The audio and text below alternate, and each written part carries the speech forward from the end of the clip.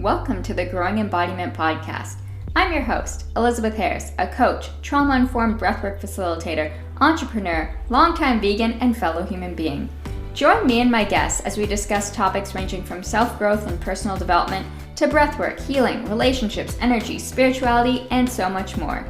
If you've ever felt like you don't fit in and want to have a safe place to share your thoughts, work through your feelings, and explore different ideas with others who understand, or you're on a journey of self-healing and looking to reconnect with yourself and are just trying to figure out who you are and what you want, then this is the place for you. Come as you are and get ready to connect and find your way back to yourself, as that's what embodiment is all about. So glad to have you here. This is gonna be fun. Now let's get into it. How many of us know what our purpose is? And how many of us take action and live in alignment with it? On today's episode, we're going to be talking about just that, finding our purpose and how we can actually live a purposely positive life. So my guest today is Coach Tony W., and he is the man to talk to about living a purposely positive life. So with that, welcome, Tony.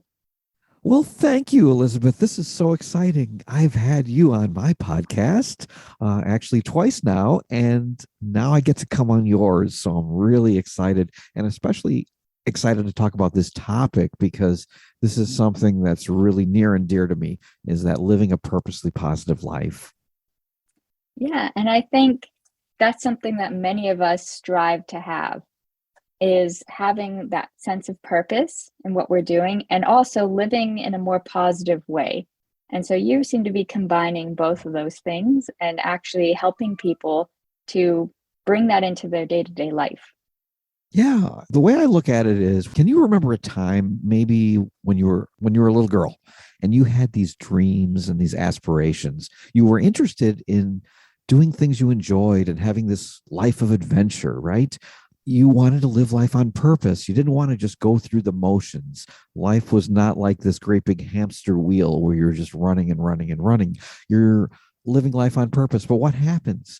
Society programs us, and it programs us to settle. So we end up settling in life. So we get up to our alarm clock and we drive in this crazy traffic to go to a job that we tolerate. And sometimes we don't even like the job. And by the end of the day, we're cranky. And sometimes we even lash out at those people in our life that we love, because it's a lot easier to lash out at them than it is to do that to our boss. So in the end, we end up spending our evenings in front of the TV, watching something ridiculous on Netflix. And have you ever sat down and watched something that you don't even like, but you're just trying to decompress the stress of the day? Yeah, exactly. And I remember being that little girl who wanted to be an archaeologist, Prime Minister of Canada, professional baseball player. Like, these are all the dreams and aspirations. And as you say, you grow up and you settle into, well, this is comfortable. It has a pension, retirement fund, all of that stuff. So I'll just spend my 9 to 5 doing that. And then I have the weekends free. And Yeah. it gets to a point, I think, for many of us where that's not something that I was at least willing to continue. And so it's investigating, well, what is it that I want? And so how is it that someone can start looking into like living a life on purpose? Exactly. Well, I think you touched on something because, again, we settle into it. If you ask a child, what do you want to be when you grow up? Most of them they'll have an answer and they'll be excited about it. But what happens again is we grow up, and most people, what I do is I work with professionals who have been out there working, and I help them to decide what they want to be when they grow up. And most people dread Monday morning. And what they end up doing is they're trading their time and their soul for that salary or hourly wage. And I ask, what happened to those dreams you used to have? So instead of dreading Monday morning, I want you to live like every day is Friday. And I say every day is Friday because Friday is still a work day, right? But you enjoy it because you're going to get to the weekend very soon. You're going to get to enjoy the things that you really enjoy. And that's kind of where I want people to live. I want people to live in that moment where they're excited to not only to do the things they enjoy on the weekend, but they're also excited about their work. And the word purpose in purposely positive life has two meanings: living life on purpose and living life for a purpose. So on purpose means that you're in control of your life and you can actually start living the life that you love and doing those things that you've been putting off. And as I said, living like every day's Friday. But now for a purpose is to find purpose in your life again, just like it is when you were a little girl and you knew exactly what you wanted to do, finding out our why we want to do these things. That's so important. So my story is that I was born in Brooklyn, New York. And as a child, my family moved to Long Island, but I ended up in this town called Rochester. It's the third largest city in New York. And I ended up there because my father got a job working at a company that made cameras and film called Eastman Kodak Company. Now, I've always been a creative person and I found an interest in music. I took piano as a child. I learned how to play bass guitar. I got in my first band when I was 13, and I've been playing music ever since. And I worked as a DJ in high school. I had my own radio show. And after college and some career exploration, I actually found myself working as an investigator. It's funny because you mentioned investigate what we want in life. So I was investigating other things here in Rochester. I also have a private investigator's license. And I was known as the rock and roll PI. And I had a pretty good life, but something was missing. So about 5 years ago, I got promoted to senior investigator and I learned about training others.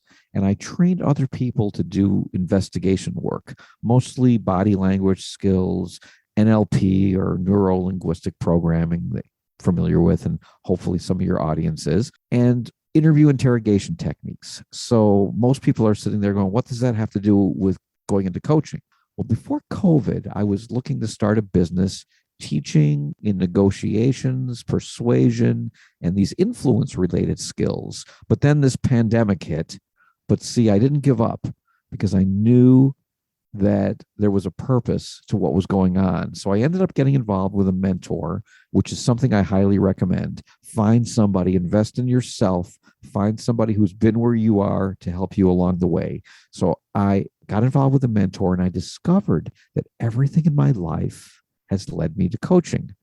And just like you, my life has been full of obstacles, yet I stayed purposely positive and I managed to turn obstacles into opportunities. So now I teach people to look for those opportunities in life and to help them feel this rejuvenated sense of passion in their life. So, Elizabeth, when we're doing something we love, our work isn't our work anymore, right? It's truly living to our fullest self. And it really gives us a sense of possibilities to make any ordinary situation have much more meaning.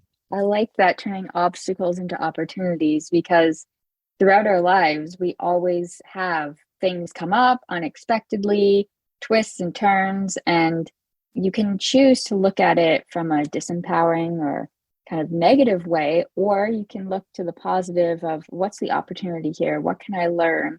And what can I, take forward from this situation? So what is it that people are usually struggling with when they come to you that drove them to kind of want to look for a life on purpose or more purpose in their life? Usually it's just that level of frustration. I mean, most people are, when you ask them, most people will say, yeah, I'm satisfied with my career. I'm satisfied with what I'm doing in life. But deep down inside, there's this restlessness.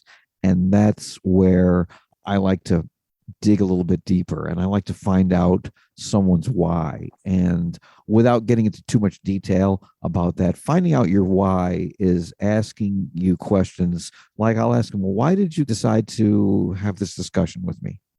And they'll tell me. And then I'll go a deeper level to a deeper why. Well, why is that important to you? And then they'll tell me something else. And I'll say, well, why is that important to you?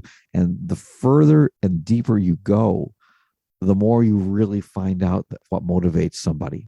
So living a purposely positive life means that we have things in our life and we have events in our life that happen to us. The thing is, our events, we tend to let those events control us, but it's not really the events that control us. It's the decisions that we make that control us.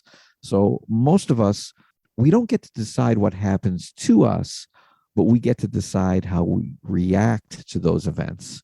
So let me give you an example. You and I are both vegan, and I've been vegan for about 3.5 years now. I think you've been a little bit longer, but basically, for those listening, I don't eat meat. I don't eat any dairy products, no milk, cheese, eggs, butter, any of that stuff. And I cook at home a lot because I'm able to make these really good meals, and I can control the ingredients. But eating out in a restaurant, as you probably know, can be challenging. So a few months ago, I was out with a group of friends, and we went to this restaurant, and we're looking at the menu, and there was absolutely nothing on the menu that was vegan friendly. I mean, even the salads, all of the salads had meat on them. They had chicken on them or steak or something. And usually in that case, there's some sort of veggie burger, but you always have to look at the ingredients to make sure there's no egg that they use as a binding ingredient.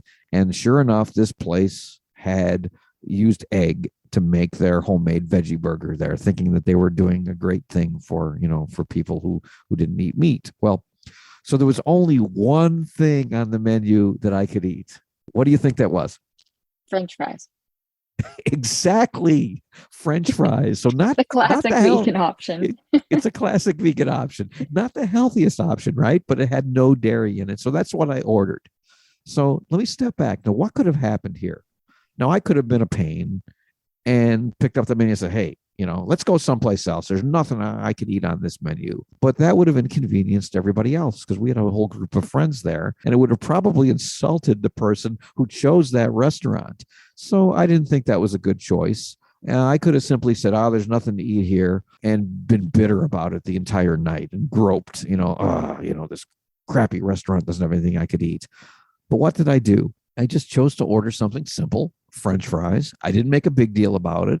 And I just sat there and enjoyed the company of my friends. So I decided that, I can eat good food anytime, right? This night wasn't about the food. It was about having a good time with friends.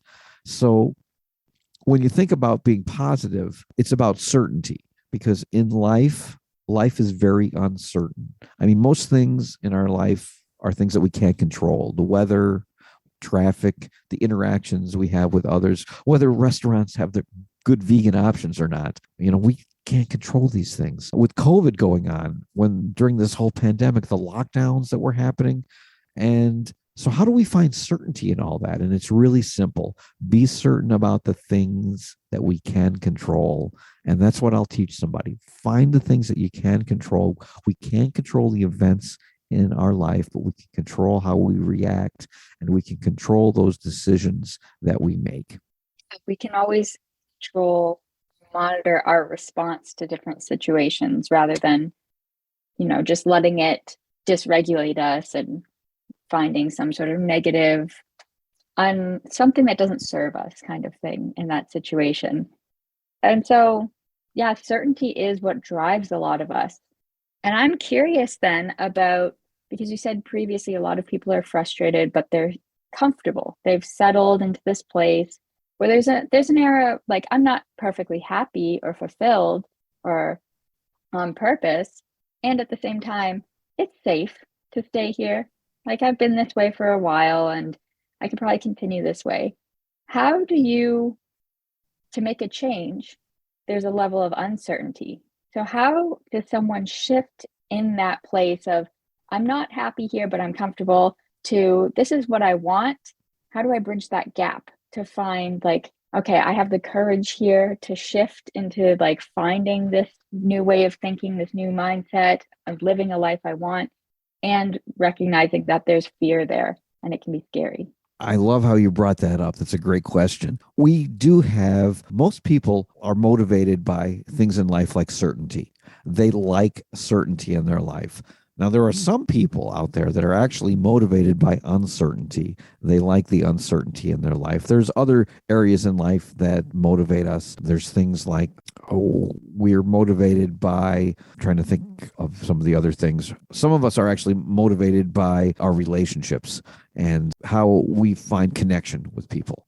Some people are motivated by having a sense of being in control and or having a sense of power and recognition. There's a word I'm looking for and I can't think of it off the top of my head. Significance? Thank you. Significance. Yes, they're motivated by significance. It's a basic human need, but most people tend to gravitate towards certainty. And a lot of times they have to step out of their comfort zone. There's a quote out there that a lot of people use, and sometimes I think we use it too much, but it says success begins one foot outside of your comfort zone. And it's all about taking that step into uncertainty.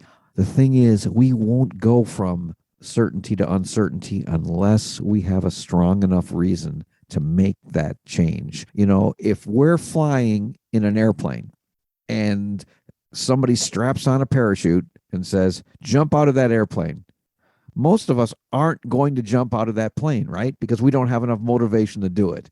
It's just something to, no, I'm not going to jump. What if the chute doesn't go off? But if the plane is going to crash, if someone gives us a parachute, we will run to jump out of that plane. Our reason why has been changed. So if we have a strong enough reason why, we can do anything. So that's why it's so important to find out and get down into somebody and find out what their why is, what makes them tick, why they do the things that they do. Because once they realize, oh, that's when they have this aha moment, and that's when they're willing to take those steps outside their comfort zone to go after what they want. So the other thing is that people are motivated by two things. They're either moving towards something or away from something. So you are moving towards something, you're moving toward pleasure. Most people are actually the other way around. Most people are motivated, they're moving away from pain. They make changes in their life because they don't want to go through pain. Most people, let's take something like relationships. They'll stay in a relationship for so long, but if it's a bad relationship, the reason that they finally get out of it is they finally had enough of the pain. They're motivated by moving away from pain. Most of us are not moving towards something. So I think helping someone to make the shift to move towards something, find out what motivates them, find out what those pains are in their life, and having them focus. If you give somebody enough reason to make a change, they'll make a change. So I think when I sit down with somebody, I really like to focus on, what they want to achieve and what they want to avoid.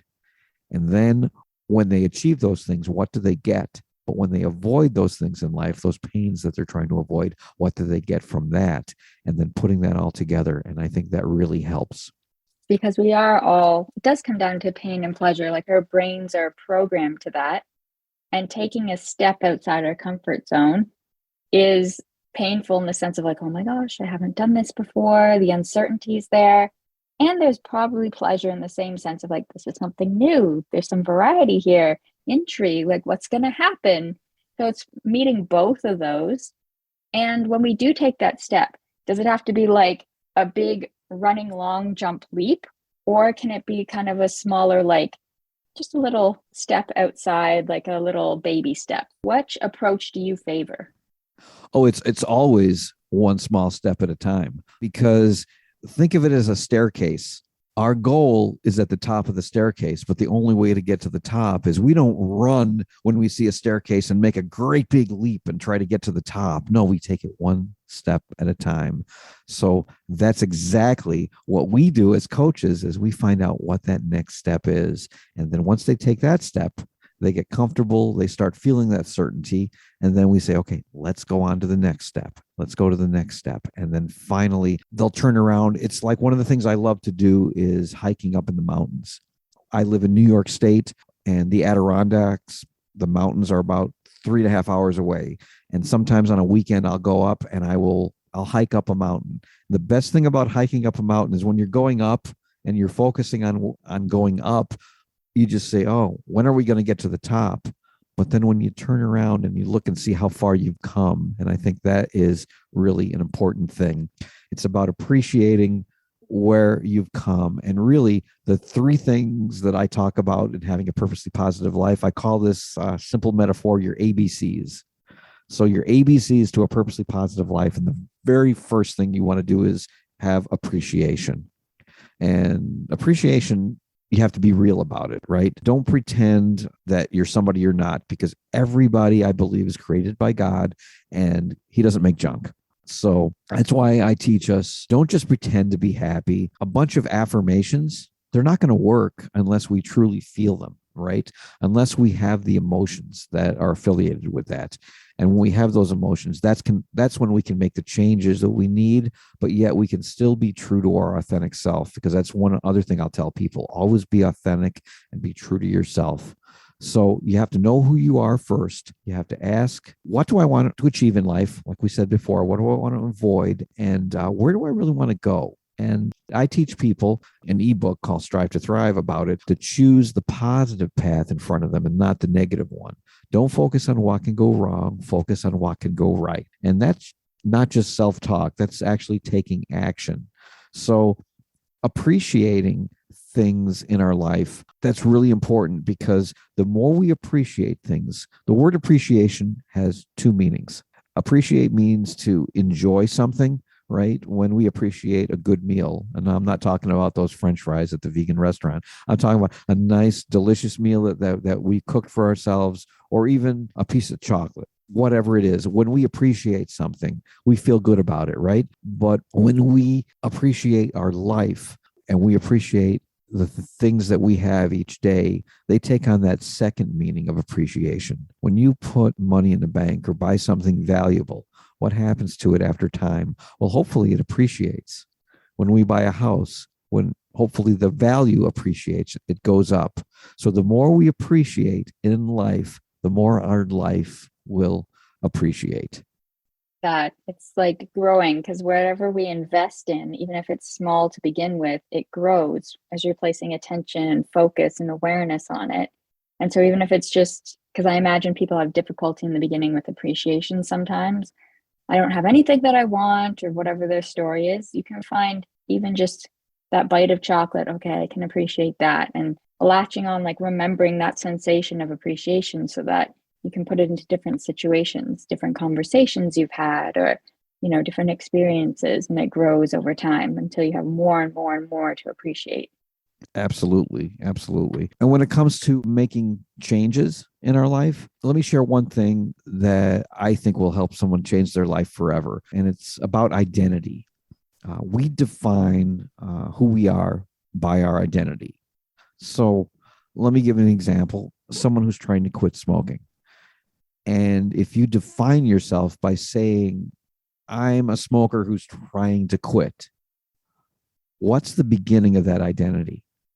I'm a smoker who's trying to quit.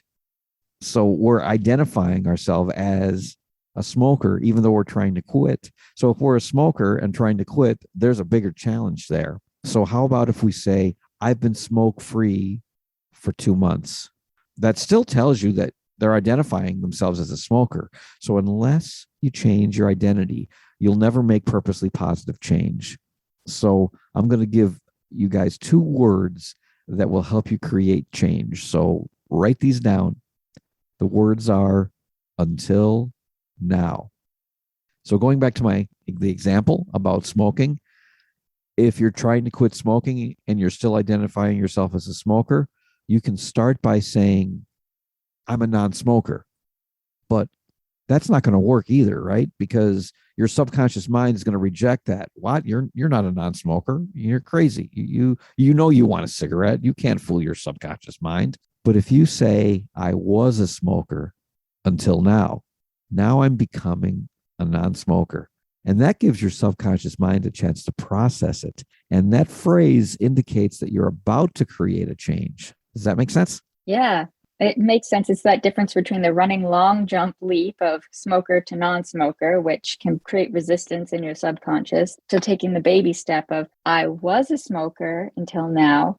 And so it's not fully embraced that new identity, and it's not fully seated in the past of being a smoker. It's like there's a period of transition and feeling into it. So it's less of a shock. Yeah, it's less of a shock. And it's a baby step. It's like we talked about the staircase. That's the first step on the staircase. And you know what sometimes happens is, and again, I'm going to go back to this example. I could even change this to when you're changing your diet. When I went vegan, for example. I didn't identify as a vegan. I said I used to eat dairy products until now. Now I'm becoming a vegan. And as I started going through, I would go to work and someone would have like a baked good at work. And maybe I wasn't sure if it had cheese or not cheese, but if it had egg or milk in it or not. So if I had it and I found out that, oh, wait a minute, that had dairy product in it, or I go to a restaurant and most of the rolls and the breads are probably not made with dairy, but some are. And I found out, oh, I ate that roll that had dairy in it. I'm such a failure. No, that's not the way to look at it. You have to look at it, oh, okay, well, I made, I took something that wasn't fully vegan, so I'm just going to accept that and move on. And I think that's a big thing about making a change in your life. When you have a setback or when you don't do something that's characteristic with the new identity you're trying to become, you have to acknowledge it, but then let it go. When you're trying to quit smoking, back to that example, if you get a craving for a cigarette and you cave in and have one, or if you're trying to work out and you skip your workout for one day and you miss it, don't just beat yourself up over it. Say, okay, I made the mistake today and tomorrow I'll do better. And if you make that decision, again, it's all about making decisions to not let the setbacks control your life. Live life on purpose, take control, make the positive changes in your life, and be positive about it. Look at the positive aspect about it. Now, that's something that some people will say, well, if you have too much positivity, I did an episode of my podcast, the Purposely Positive podcast, about toxic positivity. And that's where we try to put too much positivity in our life. But really, when we take the positive road rather than the negative one, that's normally a good thing. Does that make sense? Yeah. If it's forced, then it's not necessarily a good thing, is my understanding of positivity, is if it erases all the other experiences. But if generally you're living more in a positive light and learning and having that lens, then that's more of a positive direction or a healthier approach to it. Yeah, exactly.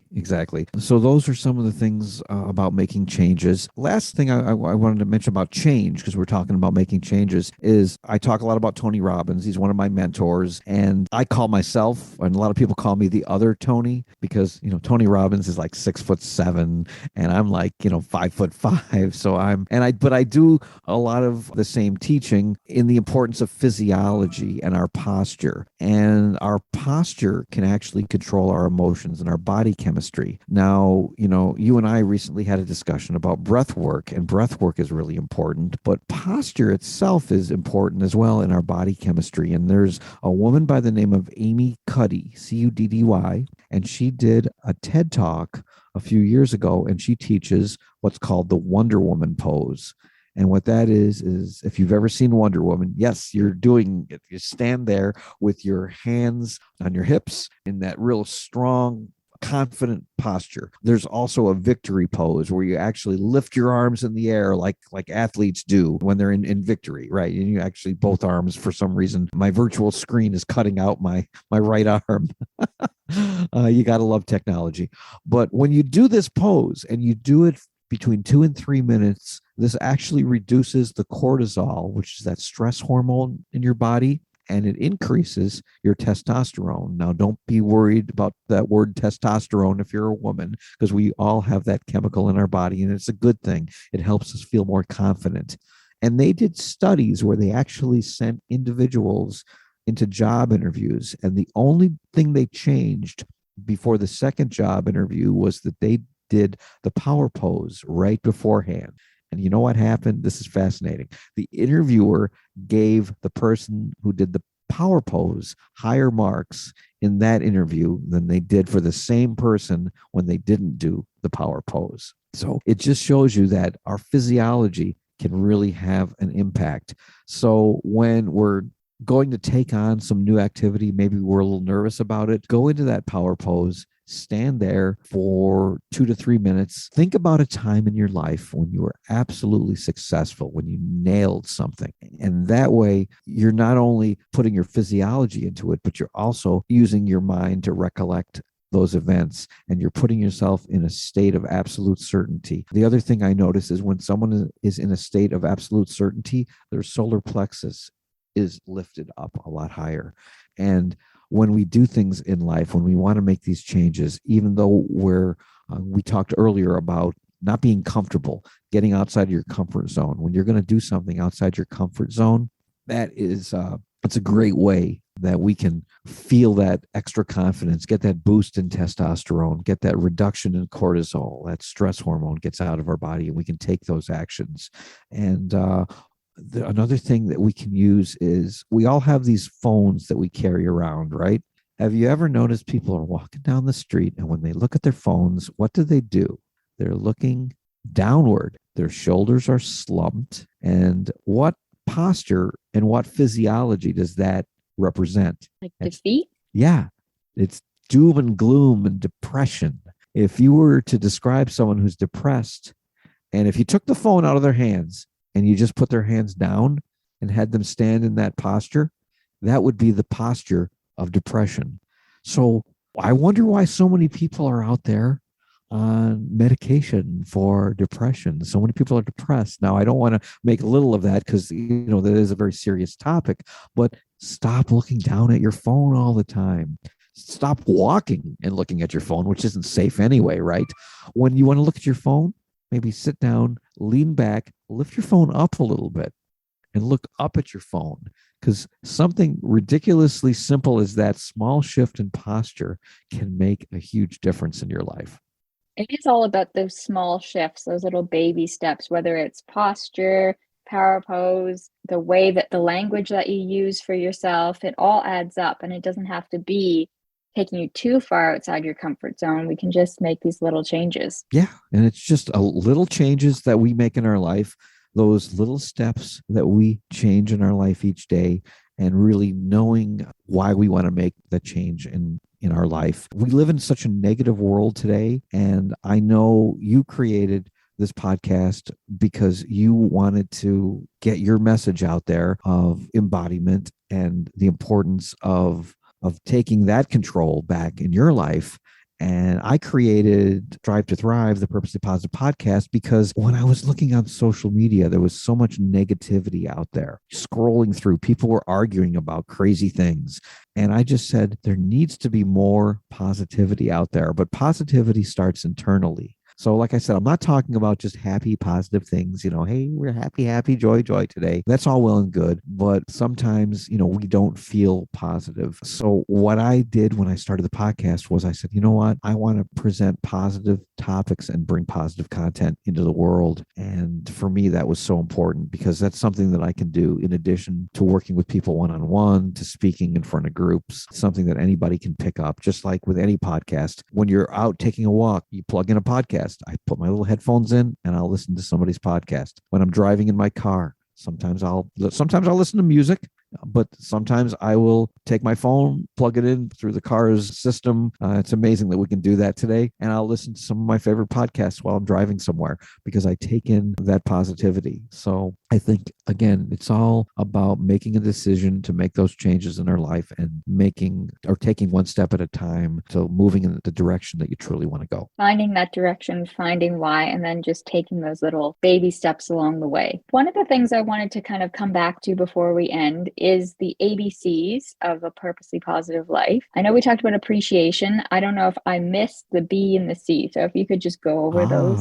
Very good. Very good. I kind of touched on those, but I didn't complete them. So belief, we have to appreciate our life. The next thing we have to do is we have to believe in ourselves. And whenever we take an action, the most important thing we can do is believe that it can happen. I'm doing a study in the book Think and Grow Rich by Napoleon Hill. And belief is the foundation of anything, really. We have to desire something, but we have to believe, we have to have faith that we can actually achieve something. And if we really don't believe that we're going to do something, we're able to do something. If my client doesn't believe he's going to be able to make those changes, then they won't happen. So it's really important that we believe. And the C has to do with being absolutely committed, because if we're absolutely committed to doing something and have that commitment, then we can make anything happen. And commitment isn't just making a decision, it's being fully invested in something. There's a difference between being interested and being invested. And I like to say that, and this is probably a bad metaphor for you and I being fellow vegans, but in a breakfast of bacon and eggs, right? The chicken is interested, but the pig is invested. If you think about that, it's a little strange metaphor, but it gets the point across, right? When we're just interested in doing something in our life, it's very easy to walk away when things aren't going our way. But when we're fully invested and fully committed to doing those things, that's when we'll make the change. So again, it's about appreciating our life, appreciating everything we're in it so that our life will continue to appreciate as well. It's about believing in ourselves, believing that we have the ability to create these changes. And it's about being totally committed to making the change. That makes sense. ABC adds up to a purposely positive life. There you go. So as we come to a close, is there any final thought that you would like to leave to the listeners? Be true to yourself. Don't try to be a cheap copy of somebody else. I mentioned before about the Tony Robbins comparison. They call me the other Tony because we have the same name. But when I go out there and I speak, I don't try to be Tony Robbins. I don't try to be a cheap, because there's only one Tony Robbins, right?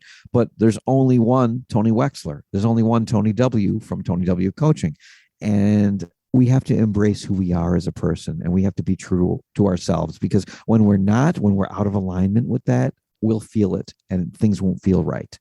So I think the most important thing is to know who you are, believe in who you are, really love yourself too, and be true to the person that you were created to be. Thank you, Tony. And where can we find you if someone's looking for support, or they want to know more about Strive to Thrive or living on purpose? You can find me on social media. Mostly I'm on LinkedIn and Facebook, and Tony, and my last name is Wexler, but it's spelled WECHSLER.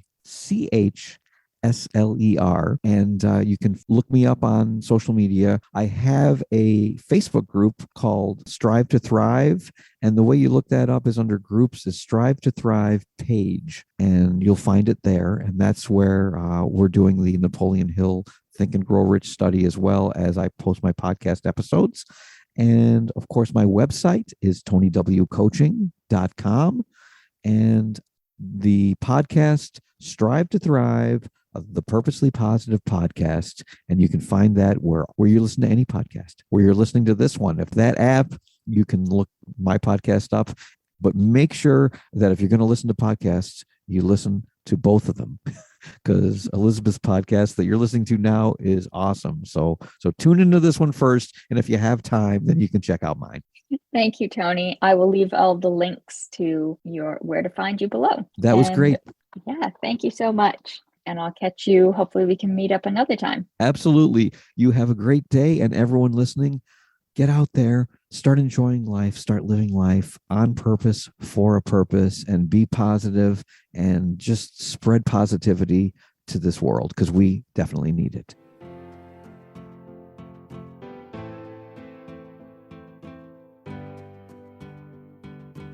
Well, that's all for today. Thank you so much for joining me here on the Growing Embodiment podcast. I'd love to connect, and you can find us on all social media platforms at Growing Embodiment. Please also join our Facebook community, the Growing Embodiment community. We'd love to have you there. And the one thing that I ask is, if you found value in this podcast, please share it with a friend, follow, all that beautiful stuff. I can't wait to see you next week. Until then, have a wonderful day.